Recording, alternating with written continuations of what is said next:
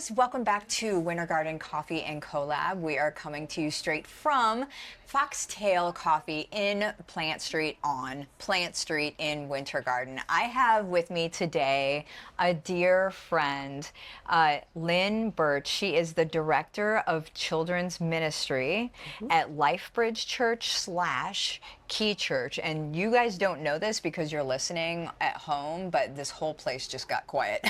Just so you know. I'm like, oh my word, now I'm speaking for everybody. So, Lyn, thank you for coming. Of course. I'm so excited to talk about this. Now, here's the game that we're doing today. This is a new one. I haven't played this with anybody, so congratulations. Awesome. So what we do is we pick a card, and then it says something like non-dominant hand for us. And so we use our mine would be my left, so non-dominant hand, and then you have to take whatever color this is, right? So an orange with a non-dominant hand. So I'm just gonna use my picker up here, and I'm gonna bebops this one right here. Although, is this... So it came with tweezers, but they're not big enough. Nope. What do you think we should do? Director of Children's Ministry?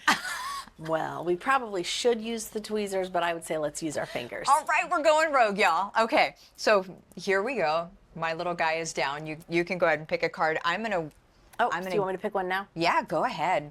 We just kind of go back and forth. Hand over one eye. Hand over one eye. Okay. Okay. And then a blue. Well, you're doing all right. There you go. We're doing okay, guys. Okay, so imagine this. You're granted 60 seconds to speak to every parent in Winter Garden. What's the one thing that you wish they knew about how their child experiences God?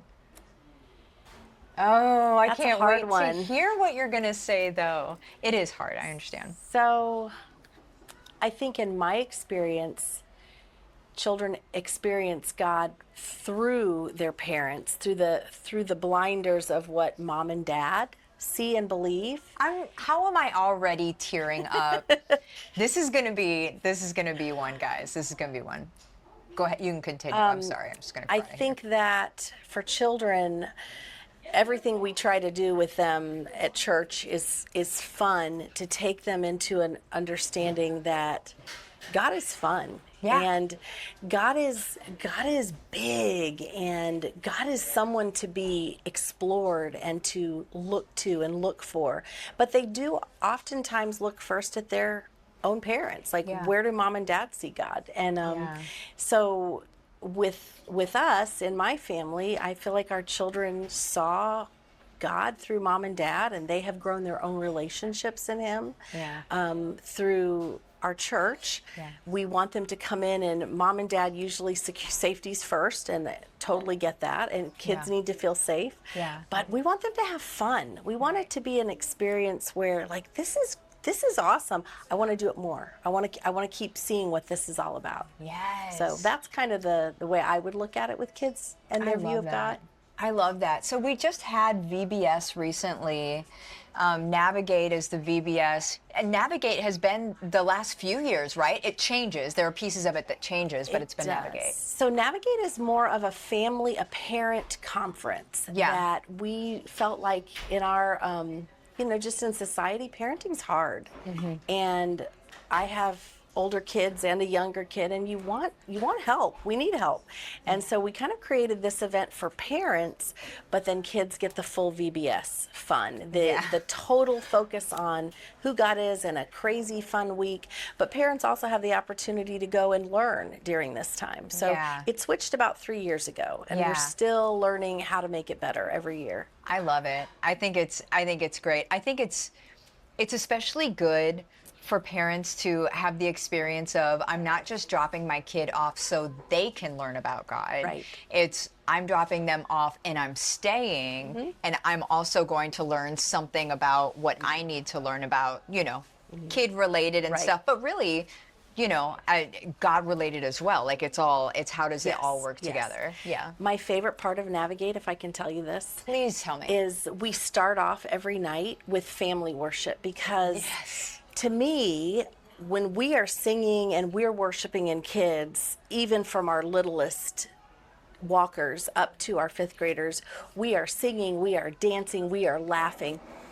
And worship is so important. And worship can be anything. But when you put families together, what's fun is to watch the parents doing it like the kids. So we have motions to song. Our worship team up there is leading, and they're doing dances and they're singing. It's just fun. It's so fun to have families together for 20 minutes. You know, for 20 minutes, you're all sitting together, you're singing, you're worshiping, and then you separate. And that's my favorite part. Honestly, I feel like that's kind of where this started. Like, what do we want to see? We want to see mom, dad, kids. That's the best part. Watching families jump in with their kids. So it is the best part, because how many times whenever they're sitting at home, no matter the family, this is no shade on anybody, we all do family different. We do family life in our homes different. But how many times are you sitting at home and your kid is like wanting to show you something and you're like, I'm busy, I can't right now, or whatever. That's a place where you're not doing anything else. Right. You really are, like, you're worshiping, and then also they're getting to kind of like show you how they worship too. That's Nora. Yeah. Nora went up the aisle and she was like face to face, I feel like, with the person who was dancing as well. Because there were, how many dancers were up there? we had 15. We have about 6 that were leading worship, and then there were probably 10 or 12 that were doing the movements and the motions and just having fun. Yeah. Like that's our goal, is to have fun in worship. Yeah. And to kind of engage everyone. Like, you have to really not want to be there to sit in a chair at that point. Like, you really do. You cannot. You're drawn into it. Yes. Oh, agreed. Okay, so would you rather host a kid, and then you need to grab a fuzzy. Okay.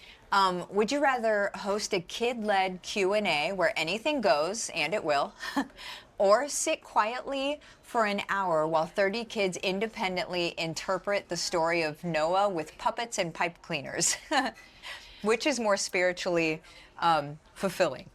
For me? Yeah. Probably question answers, even though that gets pretty crazy. Yeah. Just to hear what their take on things is. Yeah. And, although I have, my son is 8 and he's a big crafter, so he would have fun with pipe cleaners and doing the whole story. Yeah. Probably with a Star Wars theme and Noah. Yeah. But yeah, I love just any part of the whole kids thing. I love to sit and see what they're thinking and how their brains are working, and where do you have a question? Like, so probably more the interactive, the first one would be my take. I get that. So this is a choose your own adventure here. So a child interrupts your teaching with, wait, did Jesus have to brush his teeth? Kid question, right? Yep. Do you A, laugh and move on, B, turn it into a discussion on Jesus' humanity, or C, open it up to dental theology? Walk us through your strategy. My first thought, and I have an 8-year-old little boy. And he often asks questions like this. But I always stop and, well, what do you think? Like, if Jesus is fully God and fully man, do you think he brushed his teeth? Like, I don't know what the traditions were at that period of time and culturally, but my guess would be. I took an extra. It asked me to put it at the top. Sorry, go ahead. I would probably, like, what do you think? I try to do that. Like, what do you think? Because then you can kind of get to the heart of what is it they're trying to do. And a lot of times it is simply like, was he really a man like us? Yeah. Is that really where we are right now? Yeah. But I think that's what I would do. Yeah. I love that. I think very often it's easy for us to just answer questions with an answer. Yes. But then that doesn't teach them. It's far more fun to hear where their brain is going. Yeah. Because it can be so much more advanced than what you believed. Oh, yes. That's what I find with Nora. Like, I'll ask things like that, and she's going into conditional logic of the this because of that. And I'm like, oh, girl. Okay. I was just asking. Yes. I just wanted to know. But I'm glad for the answer. Yeah. But yes. Oh, I love it. So, this is a bit of a more vulnerable one, if you don't mind. So, has there ever been a time when your own faith was shaped, I'm going to cry even asking it, where your own faith has been shaped by a child's trust in God tell us that story. Yeah, this might be hard. So in the last year, my husband passed away. And prior to that, we had right now we're right at 2 years of dealing with pancreatic cancer.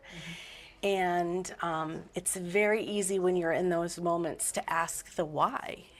But I kind of decided early on, like, I don't have to know why. God knows why. God holds it. I don't have to like it. But my children were unbelievable with their faith. And I think that's what got us through. My son is 19, and I remember him saying, we're going to believe God's going to do a complete miracle.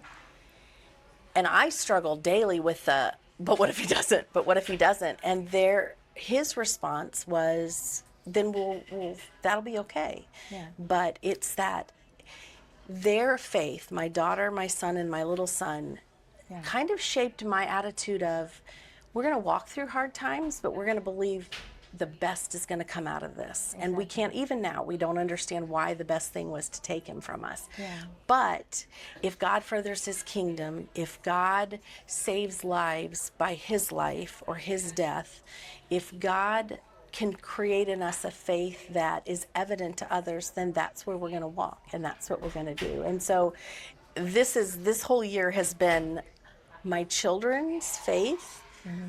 Has shaped mine, because I know the facts and I know the truth, but it's just been a really hard, if a 8, 19, and 20-year-old can be confident in their grief and in their loss of who God is and what he's done, then who am I to say anything else? Oof. So I would say that's a very personal one right now that I'm still walking through. It's so beautiful.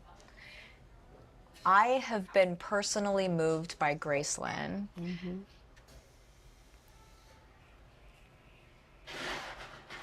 We're just going to do this. If you start, she's on the worship team.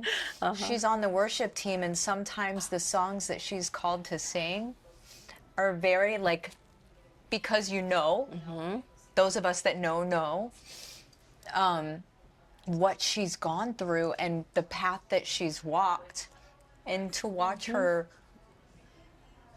sing the way that she does with such soul and with such reverence, mm-hmm. like, it's just,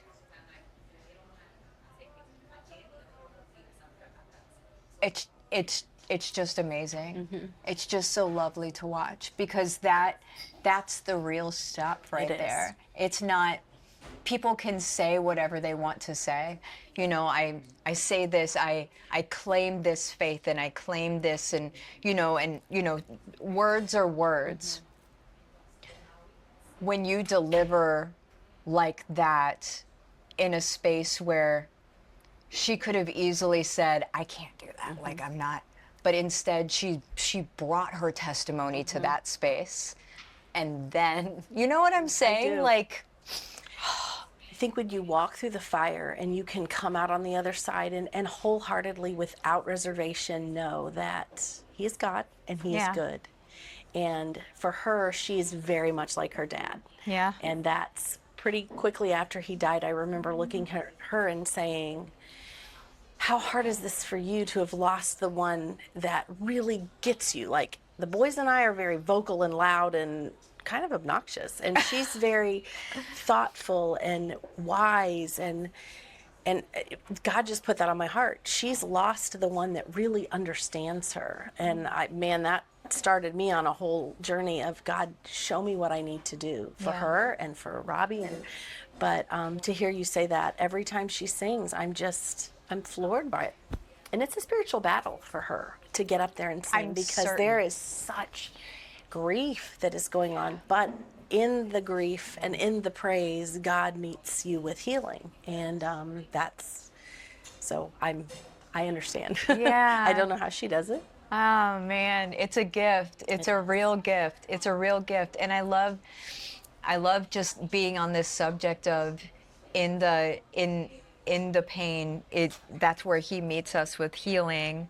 And I have never understood quite so much as in the last couple of years. I lost my mom and my brother really close together, really close together in time. And I have never in my life felt a sense of, you hear about it and you read about the peace that passes understanding, right? And you sing songs about it when you're a kid. Got the peace that passes the understanding down in my heart, right? And I'm like, oh, I just love that line. But I understood it logically, but I had never felt it before. And I remember when I lost mom and then I lost my brother, that I felt it was the most bizarre. I felt like I literally had a buffer between me and not between me and the world. It's not that I was shut off from the world. It was between me and my pain.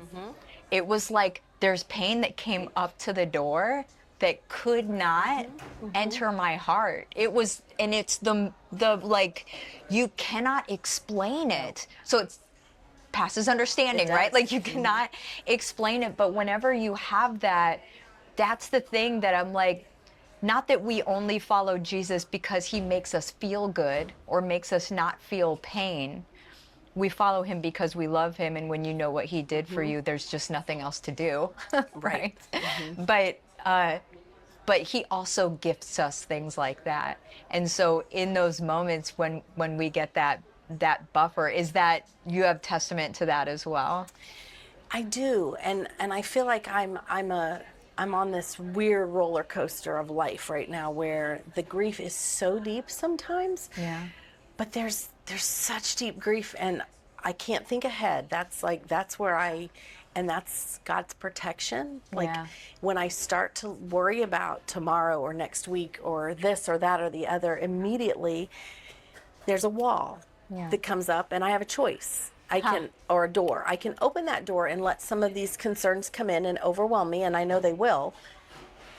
Or I can just stand behind the door, which is God's protection, I believe, and allow him to absorb that, and I can rest in his promise that he doesn't mean me harm or my children harm. Or it's been especially hard lately because we're going on a year in about 2 months, and so all the things last summer that were going on with us, and at the point where we were praying for answers and praying for, I mean, I had asked God when Kenan got sick, I don't want regrets. I don't want to get to the point where he passes into your arms and I haven't done everything on earth that I could do. Not that I'm going to be able to do anything, but that God took us down a path where we could go to doctors who were the best in the world. And so I feel those deep grief right now. But I feel like while I feel it, I also feel this overwhelming peace. And that's what I try to grab onto, to let the grief go, grab the peace. It's usually only for a minute. And then we take the next turn, and it's back and forth. And also to feel it, like, God gave me these emotions, and Jesus was fully God and fully man, so he felt these emotions, and I want my kids to understand that you don't hide it. We cry, we laugh, we get angry, we do a lot of, oh, Dad would hate this, and that makes us laugh, or Dad would love this, and that makes us cry.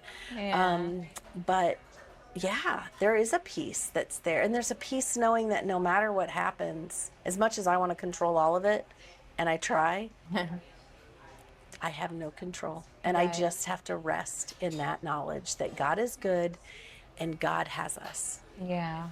I love it. I love it. Well, we're totally taking a left to an outrageous / funny one. Okay. I like that. Okay. If your ministry was turned into a Saturday morning cartoon, oh my goodness, what's your superhero name, and what's your sidekick's snack? My sidekick's snack. Yeah, what is their snack, and what ridiculous power saves the day? Well, often my ministry is cartoony chaos. Yeah. And it's lots of fun. I would say my sidekick in all of this would be Deb. She and I work together and we run the ministry. Yeah, you do. I don't know what her favorite snack would be. The cartoon. Gosh, that's a hard one. I know. I know. Cartoony. So our snack, and then the ridiculous power. I'll come up with a snack for Deb. Okay, yeah, You I don't you have it. think of the ridiculous power that saves the day. Let's just give Deb coffee. Yes, Okay. that would be a good one. We'll give her coffee. The power that saves the day is to bring calm. Yeah.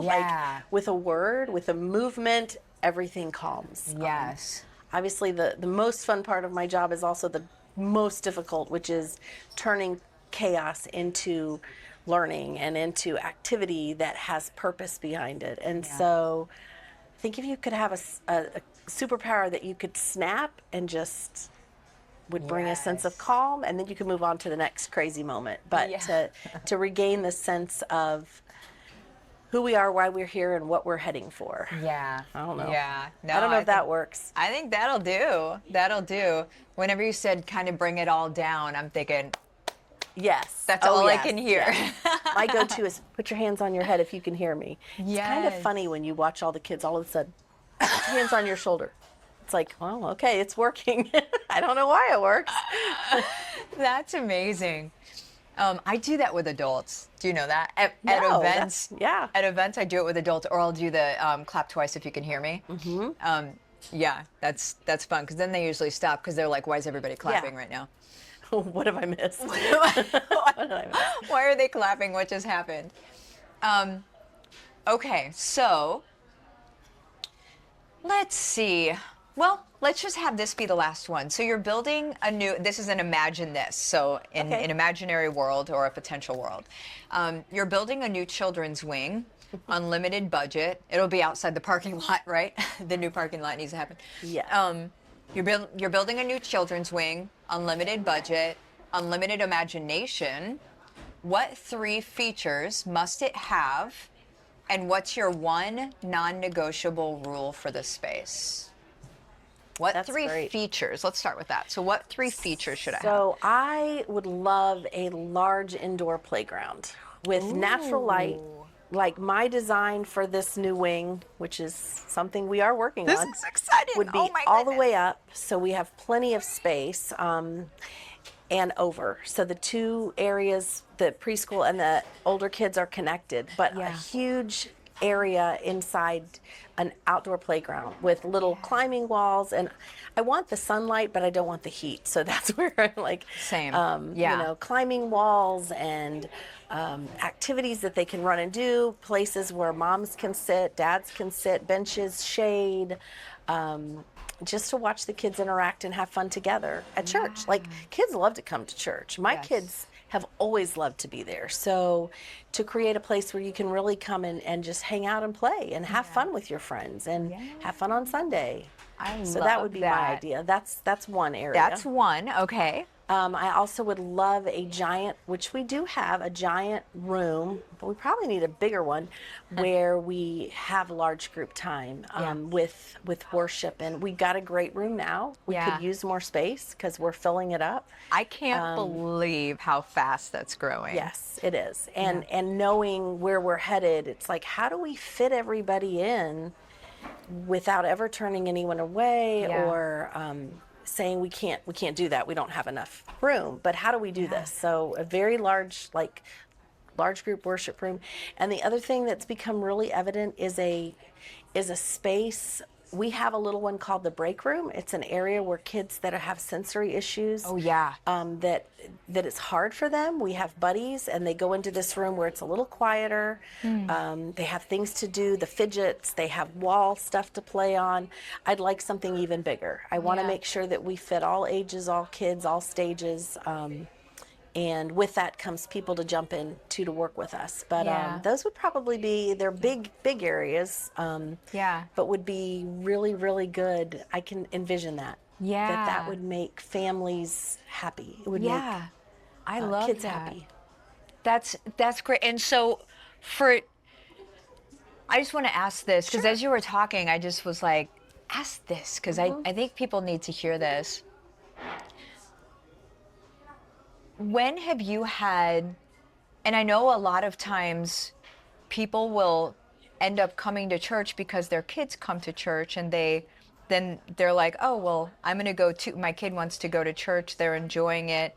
They're getting, good uh, good communication with other kids and good, like they look at that, and then the parents come to church.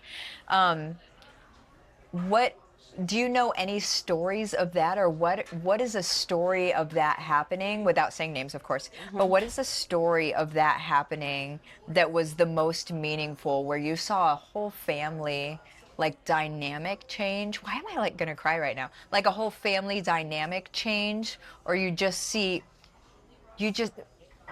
when Jesus takes over a family, Yes, it changes. It changes. It changes everything. Right. I'm trying to think of specifics. I mean, over the years, I've been there, and there have been numbers of families that have come because of their kids and have stayed because of their kids. I can think of one situation that's a little bit different. It was a grandma who began to serve with us, Yeah. and her grandchildren didn't come. But she just decided this is where God had her, and I watched her wrestle with it a few times. Like, I don't think this is where I should be. They're little kids. And I remember she came to me one Sunday and she said, "Have you heard the service? Have you heard the sermon yet?" And I said no, because oftentimes we can't get in there, but we'll listen to it after. Or, and she said, "You need to hear this." And she said, "I was going to come tell you today that I couldn't do this anymore, that it just didn't fit with what I thought I needed to be doing." Yeah. And the pastor preached on generational, generational responsibility. And she told me at that point, she said, "I'm going to keep doing this. I don't know that," she's like, "I'm tired and this is hard." She worked with little kids, but Yeah. "I'm going to keep doing this. And I want you to pray that my grandson comes," because he did not come at the time. Yeah. And over the course of, months, and she's been with us a couple years, the grandson comes pretty regularly. Her grandchildren's parents, her son comes, and it just to watch, like, that's kind of backwards of what you were saying, but I think when you plug in and you make it a priority to be there, it changes families. It Yeah. changes children. It changes parents. Yeah. It gives everybody time to learn at their own level. And I'm sure if I could think a little clearer, Yeah. I could give you other instances where we had a time recently where church didn't end. I don't know if you were there that day. I was there that day. We talked about it on our episode with Luke. Okay. Yeah. And we run so hard and so fast, my team and I, that we don't always know what's going on in there. But we know that while parents are in there, we've got their kids. And so this Sunday, kids were still back there. And we were like, well, this is strange. And then I started getting texts, "Hey, something's happening.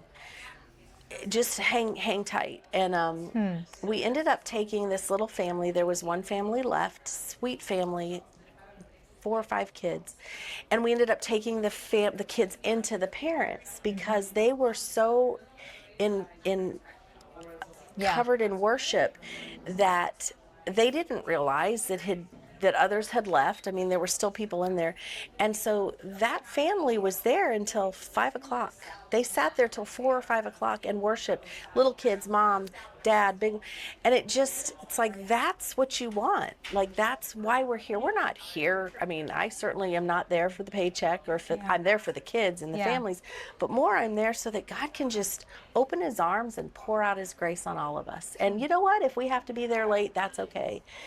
If his kids, big kids and little kids, are all worshiping, are all leaning into him, highly recommend it. Yeah. But I think in that case, it was a family that just decided, you know what, we all got a lot to do, but let's just sit back and sit. Let's just sit in his presence. Because when we worship, that's where he is. And so, but yeah, I'm sure there's more. I just can't right now put a name to it. And I don't, and you guys probably see this, like I don't prepare anybody with questions. I'm notorious for just saying, nope, just show up. Yep. Yeah. Well, thank you, Lyn, for you. coming. What would you say to a family that maybe they're believers and maybe they're not, but what would you say to a family that is watching this and is like, well, I think that sounds good. What would you say their next step would be? Try it. Just give us a Sunday. Your camera's right here on the. Okay. Give us a minute. Just come in and let your kids experience it. Let your kids see what it's like. You see what it's like, and let's find out. Maybe that's the beginning of steps that you'll never imagine what's going to happen for your family or for your kids. Maybe you're giving them a purpose by doing that, and all in all, it's going to be fun. Yeah. That is something. Yes, we are there. We are there to show kids the love of Jesus. We are there to make him real to them. We're there to lift him up. And the Bible says, when you lift me up, I'll pull people in. Yeah. And so give your children a chance to weigh into this, weigh into the presence of God, weigh into Jesus, even the little ones, because it starts very young, but it can start at any time too. Yeah, I love it. I love it. I feel like I could just sit here and talk to you forever, but I literally could. I think we've proven this before. So thank you for coming. Thank you. Guys, this is Lyn Burch, the Director of Children's Ministry of Lifebridge / Quay Church. Going to be Quay Church in September. And we will see you next time. Adios.